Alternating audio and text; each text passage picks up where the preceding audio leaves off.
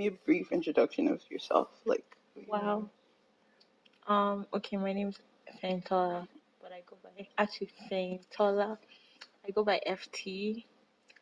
I'm a young adult living, working, and thriving in Vancouver, BC. I just finished school last year, Mhm. uni. Very excited about it. I just finished uni last year. Very excited. 2018. Yeah, 2018. Um, and now I'm working at a college in Vancouver. And Yeah. yeah, That sounds good. So, like, when did you come to Vancouver? 2013. Actually, I came December 2029, Mm-hmm. 2012, but technically I came like, it was like 2 days Yeah. before the new year in And why 2013. did you come to Vancouver? I came because I wanted to go to school. I wanted to go to SFU. Was that your first choice? Yeah, my Oh, only really? choice. Yeah, it was the only Oh, school I really? applied to. Yeah, um it was the only school I applied to. I actually met John Gregory, the FIC. He used to be Mhm. FIC. Now he's in Alberta. Okay. Trade. Scratch. But I met him in Lagos. And he was like, "Oh, Vancouver is a really great place. We have the best winter," and I was sold. I never looked anywhere else. I just applied. Was that straight after secondary school? Yes. Because most people have options. Yes. So my dad and I had a deal. So Mhm. my dad wanted me to go to Unilag. I wanted anywhere out of Nigeria. Well, not anywhere out of Nigeria. I didn't want to go to Ghana or like I wanted to go to America Mm-hmm. or the UK. Mm-hmm. But like I didn't have money for the UK. So I wanted to go to America. So I used to go to all these fairs. Yeah. And I used to go to Southwest. I went to GIC actually. And then I used to do them like simultaneously. So today I'll go to Unilag, tomorrow I'll go to Sat Lesson. Next tomorrow I'll go to like some fair. Like, so it was one of those fairs. I remember like my dad was even too busy to take me to the fair. It was my family friend that I went with because she was looking for her master's. So we both went, and then I saw John Gregory. I loved FIC, and that was where I applied to. And I forgot about it for like a couple months. Until one random day I was reading a newspaper, and then I saw that this woman wanted to send like 5 people to Canada on a scholarship. And then my dad and I were like, what the heck? Long story short, I won that. Oh. So when I won it, they were like, okay, so you can apply to different schools in Canada. I was like, wait a minute. I have admission somewhere that I put in my back pocket. Right. And then I just called John Gregory and they deferred my admission. And then I went to FIC. And you still went on the scholarship? For a few years. Yeah. That's nice. Oh. How did that feel? Was that weight of your parents' shoulders? It was. I only had it for like a year or two. Yeah. But it was great, especially because like I never gave her anything in return. And I remember like my dad, he was like, "Is she running for office? Like, what's the catch Yeah, what's the here?" catch? Because it was 10,000, and there was no catch. So I even messaged her when I graduated because if I didn't see her ad in paper, because originally she wanted to send 5, she only sent 1, and also she was not able to do subsequent years. Yeah, it's a great, maybe when I make it in life, I can do something of the sort. Oh, that's nice. Not 10,000 to give out every year. I don't know if I'll have that money, but like, Hey, be ambitious. like a bursary or something. Like all these like. You might have more than 10,000. Yeah, one of my goals actually is like the next couple of years to get enough money for one of those SFU bursaries. I want to do like a 1,000. And if I make more money, then I can like up it. But that's one of the things that I'm like, you know, when you write your goals, your 5-year plan. It's one of my hopefully 5. 5 years, yeah. Hopefully, it's ambitious. Hopefully, yeah, because I also want to go to school and do a master's and do my PhD. PhD and stuff. So like, hopefully, Money is something, eh? yeah. But I try not to worry too much about money. I'm so young, but I've spent too much of my life worrying about money, and I've told myself that it's not something I'm gonna worry about anymore. So yeah, hopefully. So what has been your experience living in Vancouver? You've been here what, 7 years now? 6? I know it's so long. Yeah. 6 years. Yeah, 6, and this is Just my 7th year. I can't believe it's been 6 years. Um, I left home when I don't want to say my age. People now know my age. But when I left home, I was like a young adult who thought I knew what I was doing. Mhm. But I found that I've grown a lot in Vancouver. Like a lot of my, should I say, formative years, even though they're technically high school, but I think that living on my own here Mhm. has made me like a person that, like, I've done things that I never knew I could do. Right. Not necessarily like killing someone, like all those bad things, like just becoming more independent and more. Ooh, are we getting a confession? I would kill anyone. Yes. Okay. Yeah, I really loved Vancouver. Like, Vancouver is weird because like we all talk about how it's like a really lonely city, Mhm. and I agree, it's a completely lonely city. But somehow I like when I went home to Nigeria and I came back, I remember texting my friends like, "Oh, I'm home," and I was like, "Oh wow!" So I view this place as like my home. Like it's not like everywhere has ups and downs. Even when I was job hunting, I remember like I applied to a job in Toronto because a beggar has no choice. And I remember I was like, God, please don't let me get that job. I don't want to move. But I had to apply for the job because I was like, I had to try all my options. Yeah, yeah. But then I was like, God, I don't want to leave the city. I have a like really soft spot for it. I love it. What exactly do you like off the top of your head? 5 things you really like about Vancouver. The scenery. Scenery? Okay. Yeah. What's It's your favorite weird spot? because I'm not an outdoors person. But like because I work out at UBC and you can see like the city. Yeah. And sometimes I just look out and I'm like, wow, like this place is so beautiful. Like half the time, like I go to places and I'm like, wow.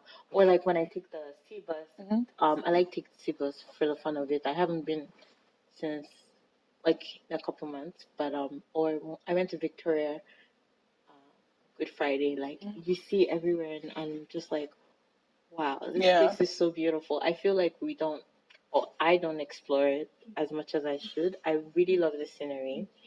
I really love the food. The second thing I love is the What food? everything. You Like don't have a specific food. that's the thing. Like whatever you're craving, you can get in Vancouver. Okay. Like Yeah, okay. I can it's agree with not that. like it's not like a like Calgary is all beef, right? Yeah. Here is like anything. Like I think maybe sushi might be the thing, but it's not really. I don't think sushi is the thing. Like when you mention Vancouver, Mhm. I don't think there's anything that comes to your head when you mention Vancouver, Yeah, true. which is like the beauty of it for me. And it's funny because like I love Nigerian food a lot, and somehow I love Filipino food also.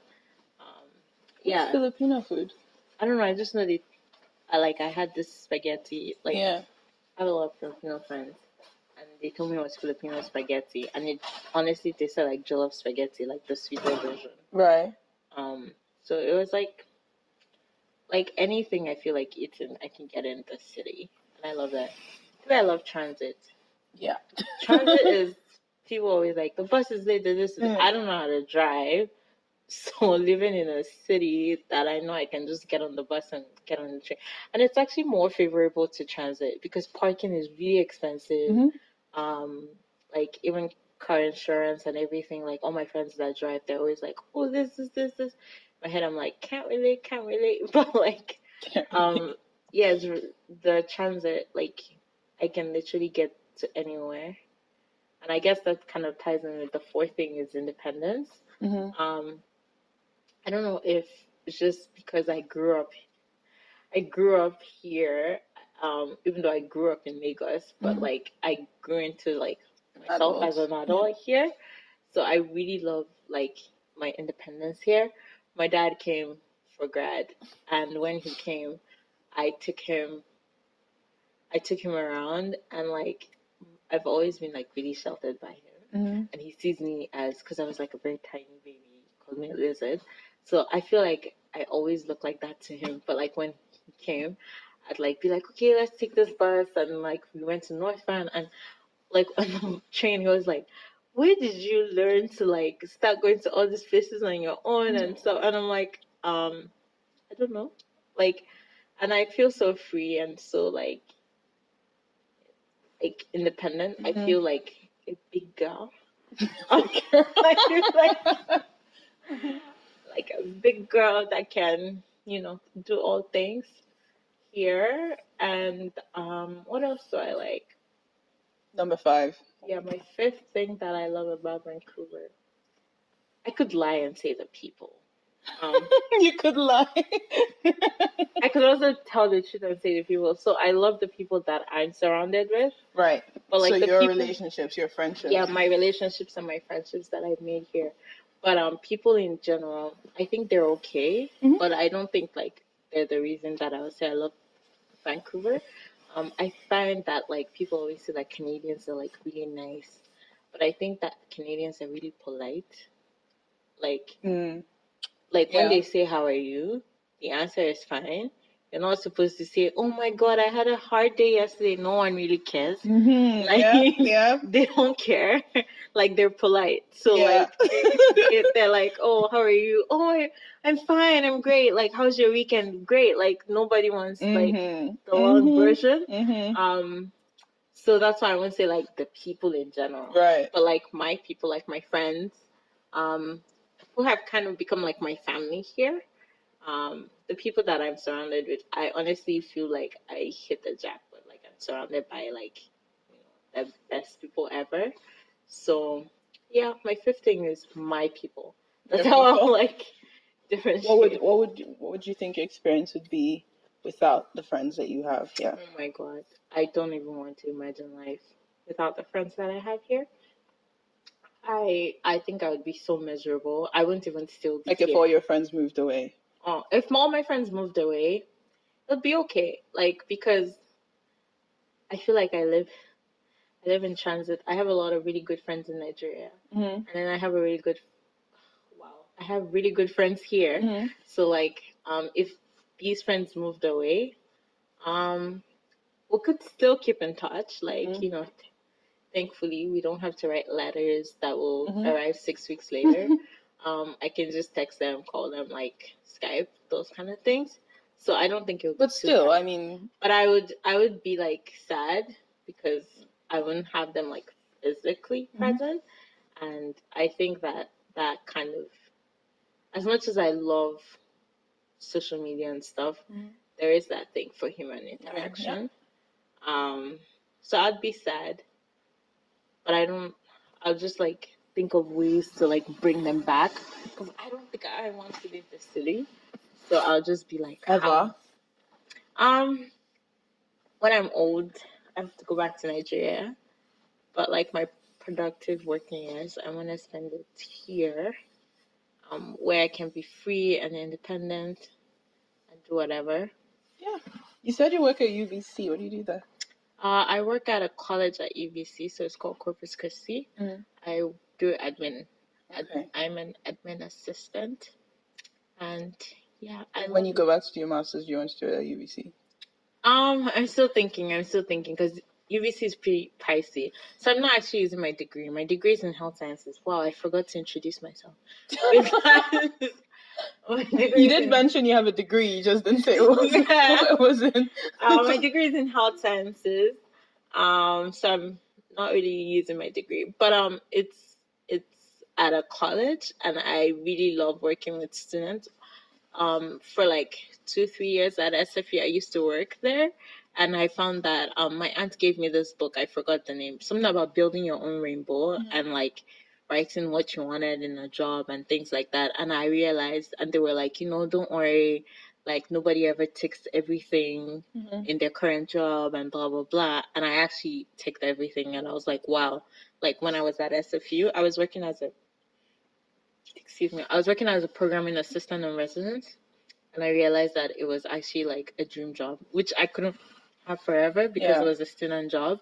So when I graduated, I realized like I knew my values, and I was like, okay, I want to work with students. What are things I loved about this job? Like I had to plan things, I had to do all these things, and it was kind of so when I was looking for jobs, I was mainly applying to schools, and wanted to work with students, so that like I mean, no job is perfect. There are those days that you'd be like, oh my gosh. But I found that those were like my core values, and like they were going to make everything worth it for me. So that's why That's good though. It's good that you're enjoying your job. Yeah. You don't have that luxury. I know. I was actually thinking about it this weekend because it's also been a bonus that I want to eventually get my permanent residency, and it's one of the jobs that helps you get permanent residency. And I was like, worst case scenario, God forbid. But like if it doesn't work out, I won't feel like I wasted my time. Yeah. And I was like trapped in like a job that I absolutely hated. Like I loved it. And even like my coworkers and everyone was like really nice. So I was like really glad that it all worked out. For my master's, I'm thinking SFU or UBC. SFU because I know the profs, but also because my undergrad is kind of pretty similar. I have a degree in health sciences. What does that mean? Only God knows. but like, I remember when I was in school, like we took like a bunch of classes with grad students. And we're feeling cool. We're like, oh, we're taking classes with grad students. But on the other side of things, I don't think I would feel cool. Like, oh my gosh, I'm taking classes with some undergrad students. So I feel like the masters, I want to do a master's in public health. The master's in public health offered at SFU is very similar to my undergrad. So depending on where I am in life in like 2 years, 2-3 years, if I want to do something that I'm comfortable with, then I'll apply to that. If I want to like grow and learn new things, then I could apply to UBC. Because now I live in Vancouver, I'm actually really excited. I was like, wow, I've lived in Burnaby all my Metro Vancouver life. Yeah. And I moved to East Van last month. So I'm like, and one of my coworkers also went to SFU, and I remember we were at like commercial, and she was like, "Oh my god," it was like very unfamiliar for her. She's like, "I remember coming to commercial to switch to get the train to SFU. Oh my gosh, such how many memories ago." Yeah. So if I want to do like that too, I can be like, "Oh my gosh, I forgot about SFU." But depending on where I am in life, I could go to SFU or UBC. But the way I'm looking at things now, I'm still thinking SFU because I try to keep up with my profs. Just because I know I need references. Right. Well, not just because I need references for grad school. Oh, that's my main motivation, but I also really like them. And I had a good time at SFU actually. So yeah, good times. In regards to you like living here now, so you are Nigerian. What is your take on the Nigerian like community here? Is it alive? Is it thriving? Wow. Are you like a member of it? Where do people go to meet other Nigerians? I really don't know. How does do you know work? where they go? I don't know. Unless if you actually started Nigerian Students Association a couple years ago. I don't know if it still exists. But that was actually fun because I remember our first there was a whole drama behind that. But The beautiful thing was our first meeting. Mhm. We did it at Burnaby Mountain Park. Mhm. We had like over 40 people come out, and we were like, wow. And when shout outs to Adana, our Igbo president. I remember we used to have like students from all this like Douglas, like all these colleges, like coming to our things because I don't think there was any like Nigerian club. So those were fun times. But then school got in. Not like school got in our way because we were mainly here for school in the first place. School got in our way. I think we're paying all those dollars for you to have the Nigerian Student Association. So like yeah, and we didn't want it to be one of those things that like we sometimes because we were in a different club before, and one of the problems was like we were the new execs, but like the old execs were still using puppy strings, and we're like, do this because this is what we did, and like even though we were in charge, we were in charge, and we didn't want that to happen. So like after like the term was up, the year, we handed it over to the new execs and kind of like hands off. So I still went to a few things, but I haven't been to SFES in like a while, so I'm not sure how that's going. But apart from that, I think there's like a Canadian Nigerian association somewhere. I've never been to that. Here in Vancouver? Yeah, I think there was like because I remember we were looking for sponsorship at some point, so I saw a website, but I never met. Yeah, I don't know where Nigerians hang out. Definitely not at the Nigerian restaurant. I'm sorry because that restaurant's not. I don't claim it as Nigerian.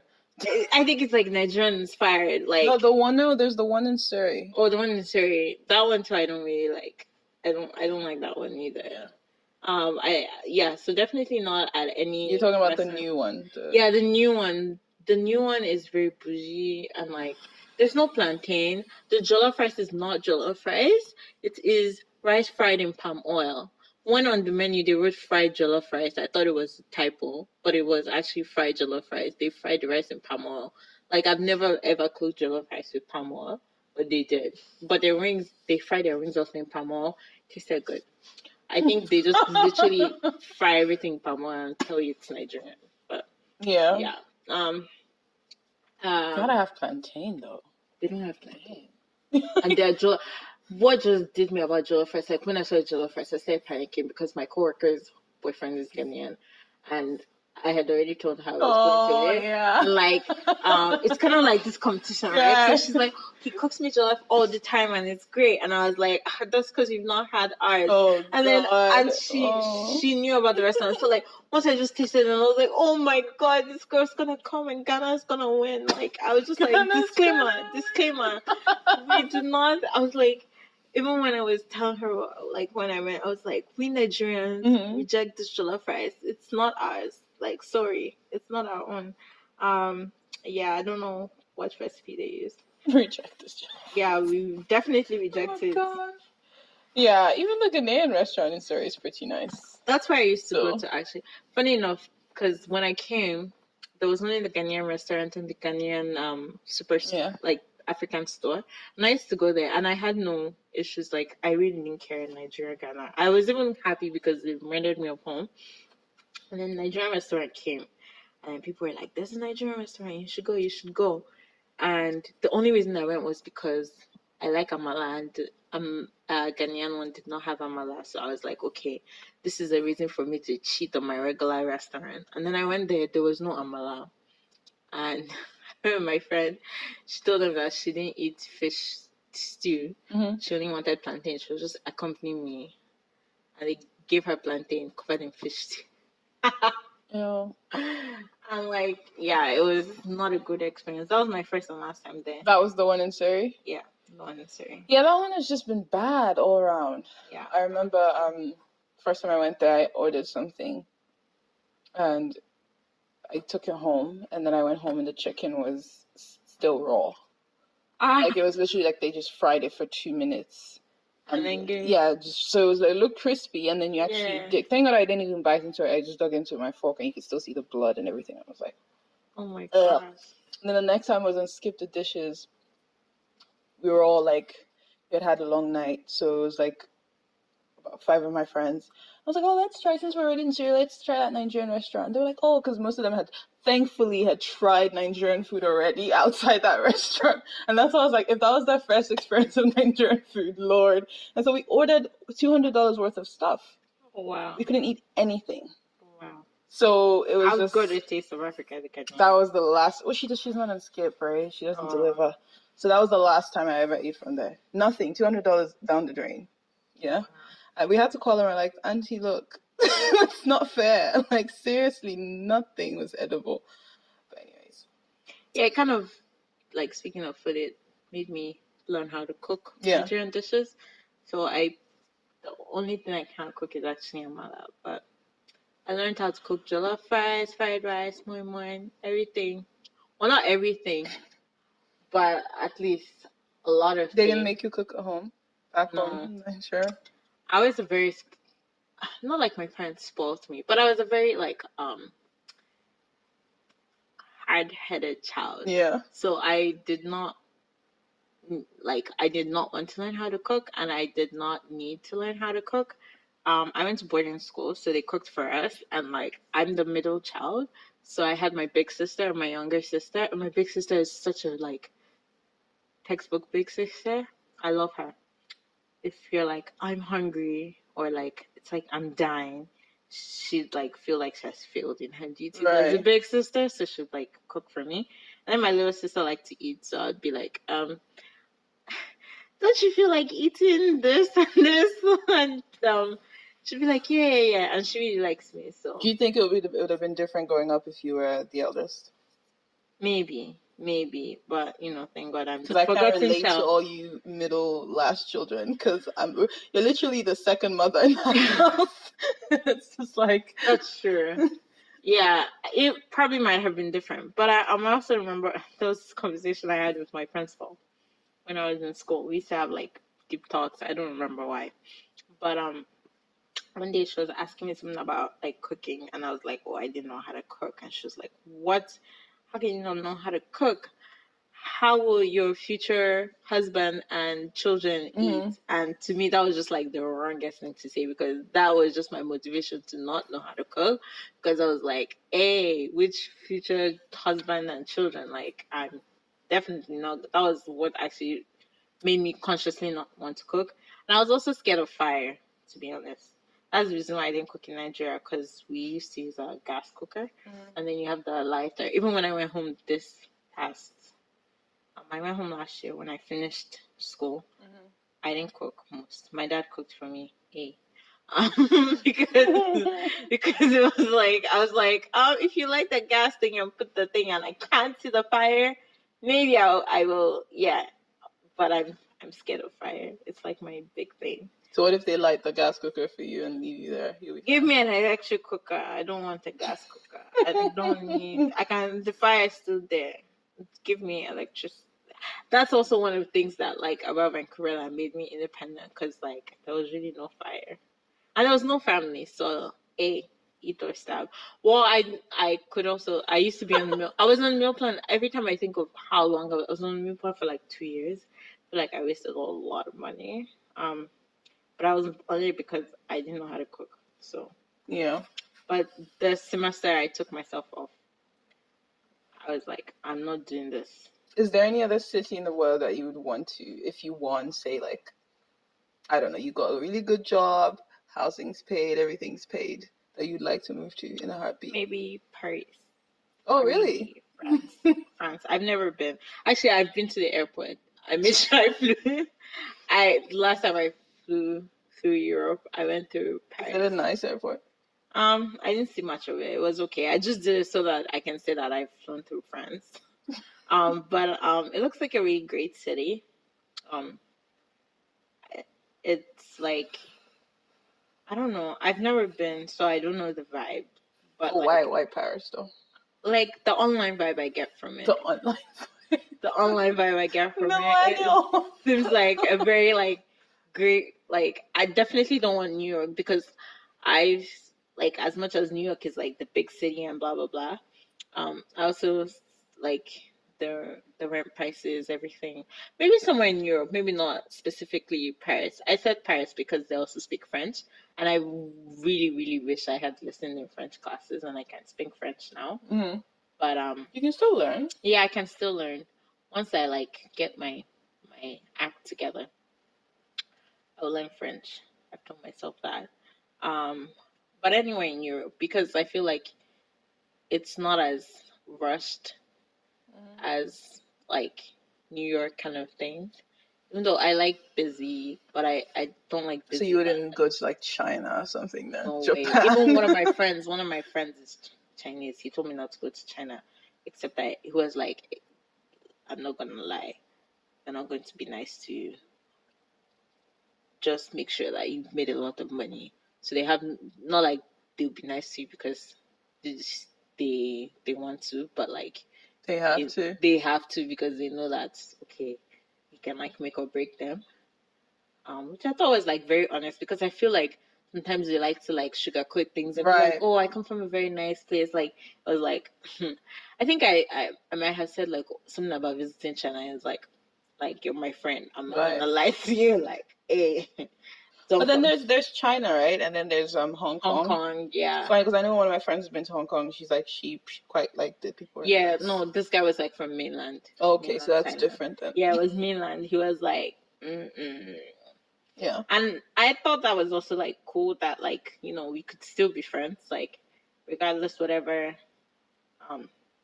preconceptions he had before he came here. Is there anything you really miss about Nigeria that you wish you could bring here? My family. Okay.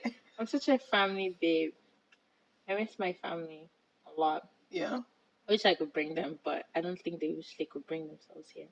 So I'm kind of like here. Just your family? Yeah, my family, my friends. Mm-hmm. Is there anything here that you feel could be adopted in Nigeria to make things different? I mean, like what do you feel Canada and Nigeria can benefit from each other? Here systems work and like you get what you deserve kind of thing. Mm-hmm. Well, not just deserve, because honestly I feel like I'm really, really lucky that I got such a great job like straight out of school. So maybe not all the time you get what you deserve. But the system here works. Like for me, if I was back in Nigeria, because I have a prosthetic leg and stuff, like people would be like, it would be hard for me to get around. Like I'm not even sure if I'll get a job. I might get a job, but I might get it out of pity. Like at my job, no one even knew anything about my leg until like, I don't know, it might have come up and they were like, wait, what? You do? Like, and it wasn't really a big deal because like no one really cares. But like in Nigeria, it would kind of be like my identity and like. Do you think that's because of ignorance or not a lot of exposure to? Yeah, I think it's a lot of things. It could be ignorance. It could be exposure. It's a lot of things, which is one of the reasons why I also want to go back like eventually. Yeah, my plan when I came, like this is my 7th year. My maybe 5 years ago, my plan was I'm gonna get this degree, go back home, make Nigeria a great place. Which I still want to do. Yeah. But right now I guess I'm just like supporting people that are there and working on things there. I don't know. I feel like it's so many things. Right. Because yeah, I remember there was this woman that I met, and her daughter was going to have her leg amputated because she didn't have like a bone, and for like months she didn't let anyone see her daughter, and I was like, and she was like so like ashamed. I was like, come on, it's your kid, like, gosh, I hope I never show her this podcast, but like. I remember one of the first questions she asked me was, oh, because my stuff is congenital. She was like, did anybody confess to my parents that like juju. Like, did anyone confess that they were trying to get at my parents and that's why they got me? And to me, it was a very bizarre. I was like, what the hell? But then in my head, I was like, okay, I guess that's like the Nigerian way of looking at things. I don't know. Is that the Nigerian way of looking at things that like somebody must be out to get me? And that's why like this happened to me. But like, I don't know. My parents are not like that. So for me, it was like, wow, okay. Um, but so I think like it's a bunch of things, like Yeah. maybe even culture, Yeah. like culture, ignorance. Yeah. Because the woman I was speaking to, I met her in Canada, so Oh, really? she's a PR now, so she's pretty well educated. So you can't say education, like she's pretty well educated. Um, Sometimes though, because I used to think that in life, like the more people had, I guess, formal education, the more they would be more open minded. But it formal education doesn't yeah, equate open mindedness or wisdom in any probably, sense. Because probably it's not a life skill. because I met her like a few months after she moved to Canada, so she was like, I think she came. I met her like maybe 4 months Mm-hmm. after she moved here. So she was still pretty Nigerian in like her thinking, like in her thinking and everything. Because Uh-huh. yeah, I know my dad is always like, I don't think like I'm Nigerian. Yeah. So yeah, Yeah, my household was different. We never believed in any of those things. But yeah, but like I felt like, honestly, I thought it was very weird. and we grew up If Catholic, so we should have, but we didn't really. I grew up Catholic too, I'm still Catholic, but like it never like occurred like, I don't know if anybody ever asked my friends, but to me, honestly, like if it was one of my close friends that asked me such a question, I'll burst out laughing because I'll be like, for real, like what the hell? But because I just met her and I didn't want to be like awkward and everything, I was like, oh no. But like in my head, I was like, wow, Yeah. what a reach. Okay, so you got your job based on merit. You said, what else did you say? The system, right? It works. Yeah, Was that all you said? I think so. Well, Yeah, I think that's what you yeah, said. yeah. I don't remember Yeah. other things.